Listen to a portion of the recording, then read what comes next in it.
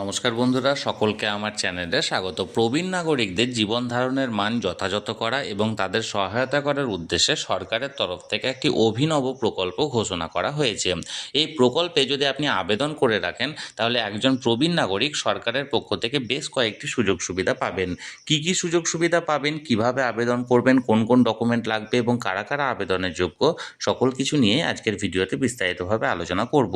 ভিডিওটি প্রবীণ নাগরিকদের জন্য অত্যন্ত গুরুত্বপূর্ণ, তাই প্রথম থেকে শেষ পর্যন্ত অবশ্যই ধৈর্য সহকারে দেখবেন এবং ভালো লেগে থাকলে অবশ্যই একটি লাইক করবেন এবং সকলের সঙ্গে শেয়ার করবেন। আর সেই সাথে এই চ্যানেলে যদি প্রথমবার হয়ে থাকেন তাহলে এই রকমের ইনফরমেটিভ ভিডিও আরও দেখার জন্য যারা এখনও পর্যন্ত চ্যানেলটিকে সাবস্ক্রাইব করেননি তারা অবশ্যই চ্যানেলটিকে সাবস্ক্রাইব করে নিতে ভুলবেন না।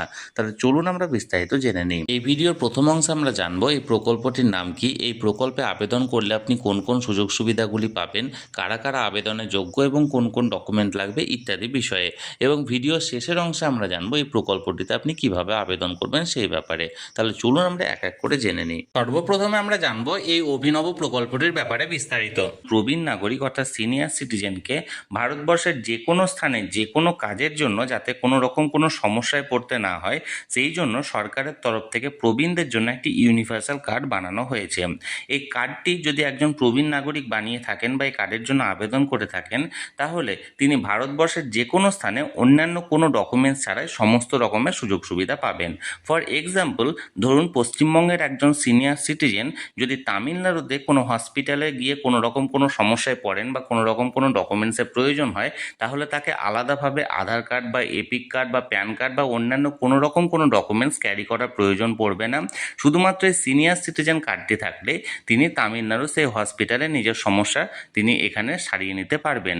এবং শুধু এই হসপিটাল বলে না, যে কোনো স্থানে অর্থাৎ সমগ্র ভারতবর্ষের যে কোনো স্থানে যে কোনো সমস্যার জন্য সিনিয়র সিটিজেনকে অন্য কোনো ডকুমেন্টসের প্রয়োজন হবে না। শুধুমাত্র এই সিনিয়র সিটিজেন কার্ডটি থাকলেই তিনি সমস্ত রকমের সুযোগ সুবিধা পাবেন। এবার আমরা জানবো এই সিনিয়র সিটিজেন কার্ডের জন্য আবেদন কারা কারা করতে পারেন। এই সিনিয়র সিটিজেনে আবেদন করার জন্য সেরকম কোনো কঠোর নিয়ম নেই। আপনি পুরুষ বা মহিলা যেই হন না কেন, আপনার বয়স যদি 60 বছরের বেশি হয়ে থাকে তাহলে আপনি এই সিনিয়র সিটিজেন কার্ডের জন্য আবেদন করতে পারেন। আর দ্বিতীয় যে এলিজিবিলিটি ক্রাইটেরিয়ার মধ্যে পড়ছে সেটা হলো আপনাকে অবশ্যই ভারতীয় নাগরিক হতে হবে। আপনি যদি এনআরআই হয়ে থাকেন তাহলে আপনি এই মানে সিনিয়র সিটিজেন কার্ডের জন্য আবেদন করার জন্য যোগ্য নন। এবার আমরা জানবো এই সিনিয়র সিটিজেন কার্ডে আবেদন করতে গেলে আপনার কোন কোন ডকুমেন্টসের প্রয়োজন। এই কার্ডের জন্য আবেদন করার ক্ষেত্রে আপনার যে সমস্ত ডকুমেন্টসগুলি লাগবে সেগুলি হলো 1 কপি কালার পাসপোর্ট সাইজের ছবি, 2 জন্ম তারিখের প্রমাণপত্র এবং 3 হলো ঠিকানার প্রমাণপত্র। অর্থাৎ এই 3টি ডকুমেন্টস যদি আপনার থেকে থাকে তাহলে আপনি সিনিয়র সিটিজেন কার্ডের জন্য আপনি আবেদন করতে পারেন। এই কার্ড থেকে থাকলে আপনি সর্বপ্রথম যে সুবিধাটার জন্য আবেদন করতে পারবেন সেটা হলো আরও উন্নততর বা সহজতর ব্যাংকিং ফেসিলিটি। আমরা মোটামুটি সকলেই জানি একজন প্রবীণ নাগরিক বা সিনিয়র সিটিজেন ভারতবর্ষের যে কোনো ব্যাংকে অন্ততপক্ষে 0.5 থেকে 1% পর্যন্ত সুদের হার বেশি পেয়ে থাকেন সাধারণ নাগরিকদের থেকে। অর্থাৎ যেখানে একজন সাধারণ নাগরিকরা কম বেশি 7%-এর আশেপাশে সুদ পেয়ে থাকেন, সেখানে একজন সিনিয়র সিটিজেন তার নিজের ডিপোজিটের ওপর 7.5 থেকে 8% পর্যন্ত সুদ পেয়ে থাকেন।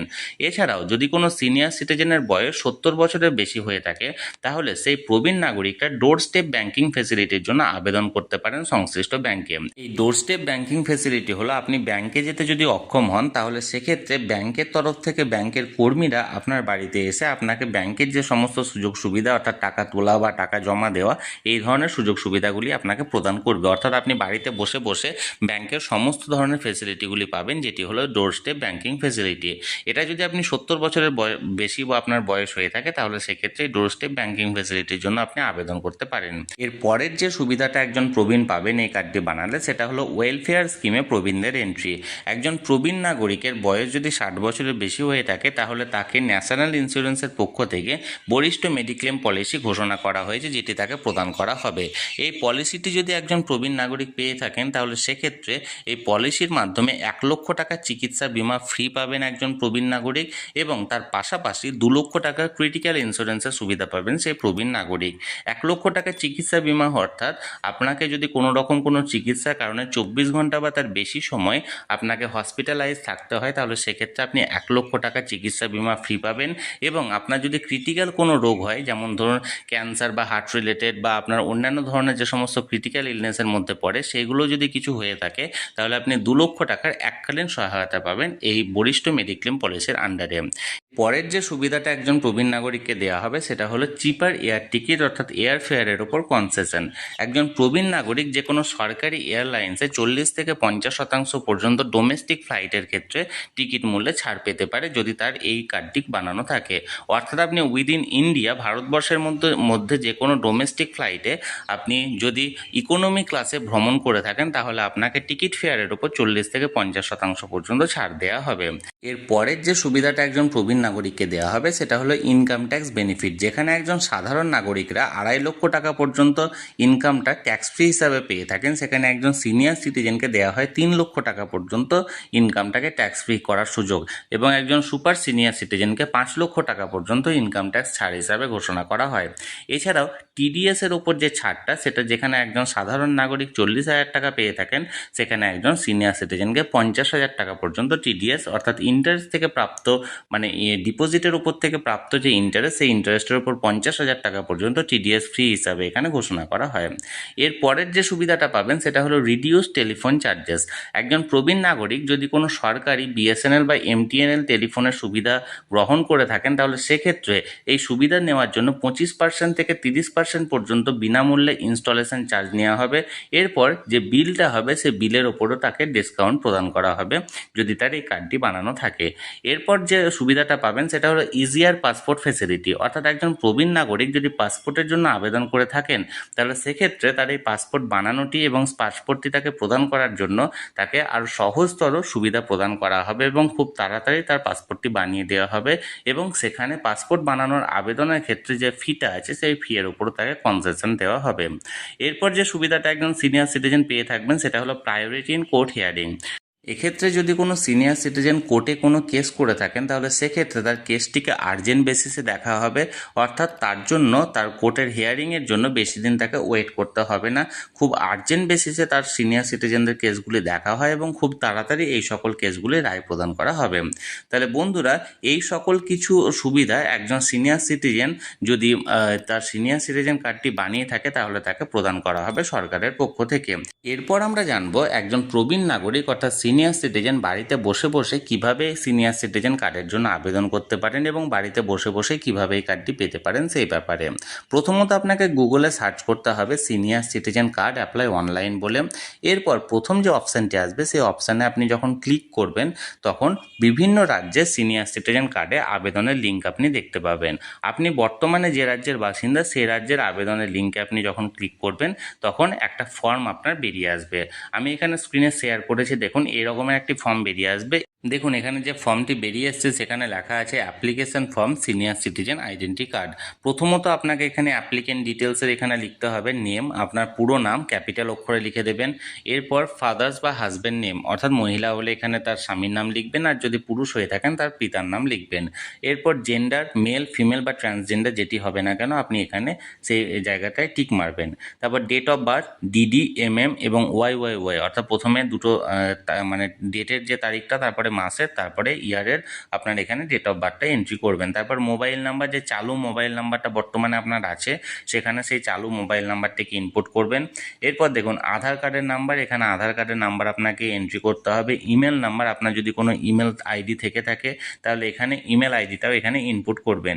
এরপর হাইট, এটা কিন্তু খুব অ্যাস্টেরিক মার্ক দেওয়া আছে অর্থাৎ খুব ইম্পর্টেন্ট। হাইটটা আপনার বর্তমানে কত সেন্টিমিটারে এখানে করে উল্লেখ করবেন। এবং আপনার দেখুন ভিজিবল আইডেন্টিফিকেশন মার্ক, অর্থাৎ আপনাকে চেনার জন্য যদি কোনো আইডেন্টিফিকেশন মার্ক থাকে সেটাও আপনি এখানটায় লিখবেন। এরপর দেখুন পাশে photograph of the person on whose name senior citizen ID card is to be issue, this photo is for scanning, do not cross sign. অর্থাৎ এখানে একটা ফটো আপনাকে রিসেন্ট কালার পাসপোর্ট সাইজের ফটো এখানে আপলোড করতে হবে। এই ফটোটা তার হবে যিনি এখানে আবেদন করছেন সিনিয়র সিটিজেন কার্ডের জন্য, এবং এই ফটোর ওপর কিন্তু যেন কোনো রকম কোনো ক্রস বা কোনো রকম সিগনেচার না থাকে, কারণ এই ফটোটা কিন্তু পরবর্তী ক্ষেত্রে এখানে আপনার স্ক্যান করা হবে। এরপর দেখুন পরের দিকে দেখুন এখানে আপনার দেওয়া আছে কারেন্ট রেসিডেন্ট বা রেসিডেন্সিয়াল অ্যাড্রেস, প্রথমত হাউস নাম্বার, ফ্ল্যাট নাম্বার দেবেন, তারপর সেক্টর আর ভিলেজ, আপনি যদি গ্রামের বাসিন্দা হয়ে থাকেন গ্রামের এখানে নাম লিখবেন, আর যদি শহরের বাসিন্দা হয়ে থাকেন সেক্টর দেবেন। এরপর দেখুন তহসিল বা সাব ডিস্ট্রিক্ট এখানে দেবেন, তারপর ডিস্ট্রিক্ট যেটা আপনি জেলার বাসিন্দা সেটা দেবেন, স্টেট এখানে স্টেটের জায়গায় আপনি নিজের রাজ্যের নাম লিখবেন, তারপর পিনকোড যেটা আছে পিনকোডে আপনার স্থানীয় পিনকোড যেটা আছে সেটা আপনি এন্ট্রি করবেন। এরপর দেখুন পার্মানেন্ট রেসিডেন্সিয়াল অ্যাড্রেস, যদি আপনার কারেন্ট রেসিডেন্সিয়াল অ্যাড্রেস এবং পার্মানেন্ট রেসিডেন্সিয়াল অ্যাড্রেস দুটোই যদি এক হয় তাহলে পাশে দেখুন একটা সাদা বক্স আছে, বক্সে টিক মেরে দেবেন। আর যদি দুটো আলাদা হয়ে থাকে তাহলে এখানে বর্তমানে আপনার পার্মানেন্ট অ্যাড্রেস সেটা এখানে উল্লেখ করবেন। এটা কোন ক্ষেত্রে হয়, ধরুন আপনার গ্রামে বাড়ি কিন্তু বর্তমানে কাজের সূত্রে আপনি শহরে থাকছেন এবং শহরে বর্তমানে হয়তো কোনো মানে জব করছেন, সেক্ষেত্রে হয়তো আপনার কারেন্ট রেসিডেন্সিয়াল অ্যাড্রেস হবে শহরের, কিন্তু পার্মানেন্ট যে রেসিডেন্সিয়াল অ্যাড্রেস সেটা হয়তো আপনার গ্রামের হবে। তাহলে সেই রকম ক্ষেত্রে এই দুটো আলাদা হবে, নচেত কিন্তু সেম হবে। এবার দেখুন এখানে দেওয়া হয়েছে সেলফ আন্ডারটেকিংয়ে আপনার নিজের নাম, সন বা ডটার অফ আপনার পিতার নাম এখানে দেবেন, এজ কত বছর বয়স আপনি সেটা দেবেন, রেসিডেন্ট অফ কোথায় আপনি বাস করছেন সেই এখানটায় রেসিডেন্সিয়াল অ্যাড্রেসটা, অর্থাৎ আপনি এখানটায় নিজের গ্রাম স্টেট এখানে উল্লেখ করবেন। তারপর নিচে দেখুন ডেট প্লেস দেওয়া হয়েছে, তার পাশাপাশি সিগনেচার এবং পুরো নাম। সিগনেচারটা আপনি যেভাবে করেন সেভাবে করবেন, পুরো নামটা অবশ্যই ক্যাপিটাল লেটারে আপনি করবেন। এবং পাশে দেখুন এখানে সেম আর একটা জিনিস, এখানে একটা ফটো আপনাকে এখানে সাবমিট করতে হবে। এরপর দেখুন এখানটায় check list of requisite document required while applying, কোন কোন ডকুমেন্টস আপনাকে এখানে সাবমিট করতে হবে সেই ব্যাপারে। প্রথমত অ্যাপ্লিকেশান ফর্ম, এখানে টিক মারবেন, এটা অবশ্যই দিতে হবে। Identify proof of the applicant, অর্থাৎ যিনি আবেদন করছেন তার আইডেন্টিফিকেশান প্রুফ সেটা টিক মারবেন, এটা দিয়েছেন কিনা। ফটোগ্রাফ, রিসেন্ট পাসপোর্ট সাইজের ফটোগ্রাফ এটা দেবেন, রেসিডেন্সিয়াল প্রুফ দেবেন এবং ডেট অফ বার্থ প্রুফ সেটাও এখানে দেবেন। এরপর দেখুন ডেট, সিগনেচার, নেম এবং যেগুলো আছে সেই ক্যাটাগরিগুলো ফিল আপ করবেন। এবার দেখুন এখানে একটা চেক মানে বিভিন্ন রকমের দেওয়া আছে যে কোন কোন ডকুমেন্টস এখানে গ্রাহ্য হবে, proof of residence, proof of identity এবং proof of date of birth হিসাবে। দেখুন প্রুফ অফ রেসিডেন্স এখানে দেখুন লিস্টটা দেওয়া আছে, আপনারা চাইলে এটাকে মানে পজ করে দেখে নিতে পারেন। এখানে দেখুন প্রুফ অফ রেসিডেন্সে পাসপোর্ট, টেলিফোন বিল আছে, ইলেকশন কমিশনের ফটো আইডি কার্ড অর্থাৎ এপিক কার্ড যেটা application, current valid ration card করে এখানে অনেকগুলো এখানে দেওয়া আছে যে কোনগুলো আপনার প্রুফ অফ রেসিডেন্স হিসাবে কোন ডকুমেন্টসগুলো দিতে পারবেন। Document of proof of identity proof হিসাবে কোন কোন ডকুমেন্টস দেওয়া আছে সেখানে দেখুন election commission photo ID card অর্থাৎ ভোটার কার্ড যেটা, আধার কার্ড বা Aadhaar card, driving licence, passport করে বিভিন্ন রকমের ডকুমেন্টসের এখানে নাম দেওয়া আছে। আর document proof of date of birth অর্থাৎ ডেট অফ বার্থের জন্ম তারিখে প্রমাণপত্র হিসাবে কোন কোন ডকুমেন্টস গ্রাহ্য হবে এখানেও দেওয়া আছে। দেখুন birth certificate issue by municipality authority, আর একটা কোনো পঞ্চায়েত থেকে যদি বার্থ সার্টিফিকেট দেওয়া থাকে সেটাও মানে গ্রহণযোগ্য হতে পারে। স্কুল লিভিং সার্টিফিকেট বা সেকেন্ডারি স্কুল লিভিং সার্টিফিকেট যদি আপনি মাধ্যমিক বা উচ্চ মাধ্যমিক দিয়ে থাকেন তাহলে সেক্ষেত্রে সেগুলো গ্রাহ্য হতে পারে। পাসপোর্ট গ্রাহ্য হতে পারে, প্যান কার্ড গ্রাহ্য হতে পারে, এই ধরনের ডকুমেন্টসগুলো গ্রাহ্য হতে পারে। দেখুন এই ভিডিও শেষের অংশে আমি এবার গুগলে সার্চ করেছি সিনিয়র সিটিজেন কার্ড হিসাবে। এখানে তার রিপ্লাই দেওয়া হয়েছে, a senior citizen card is an official government issue identity document for individual age 60 and older, অর্থাৎ গভর্নমেন্টের তরফ থেকে একটা আইডেন্টিটি কার্ড যেটা 60 বছর বা তার বেশি বয়স্ককে এখানে ইস্যু করা হয়। It serve as proof of age and makes accessing government benefit, travel concession and health care subsidies much easier, অর্থাৎ এটা মানে যে সমস্ত সিনিয়র সিটিজেন আছে তাদেরকে বিভিন্ন গভর্নমেন্টের বেনিফিট, বিভিন্ন ট্রাভেলের কনসেশন এবং হেলথ কেয়ার সাবসিডি দিতে সহায়তা করে। তাহলে বন্ধুরা আজকের এই ভিডিওতে সিনিয়র সিটিজেন কার্ড সম্পর্কিত যে সমস্ত তথ্য আমি আপনাদেরকে প্রোভাইড করেছি সমস্ত কিছু ইন্টারনেট থেকে প্রাপ্ত তথ্যের উপর ভিত্তি করে। এই সিনিয়র সিটিজেন কার্ড সম্পর্কিত কোনো রকম প্রশ্ন থাকলে বা কোনো কিছু জানার থাকলে অবশ্যই কমেন্ট করুন, আমি চেষ্টা করব আপনাদের সকলের প্রশ্নের যথাযথ উত্তর দিতে। আর এই ভিডিওটি যদি ভালো লেগে থাকে অবশ্যই একটি লাইক করুন এবং সকলের সঙ্গে শেয়ার করুন। আর সেই সাথে এই চ্যানেলে যদি প্রথমবার হয়ে থাকেন এই রকমের ইনফরমেটিভ ভিডিও আরও দেখার জন্য যারা এখনও পর্যন্ত এই চ্যানেলটিকে সাবস্ক্রাইব করেননি তারা অবশ্যই চ্যানেলটিকে সাবস্ক্রাইব করে রাখুন।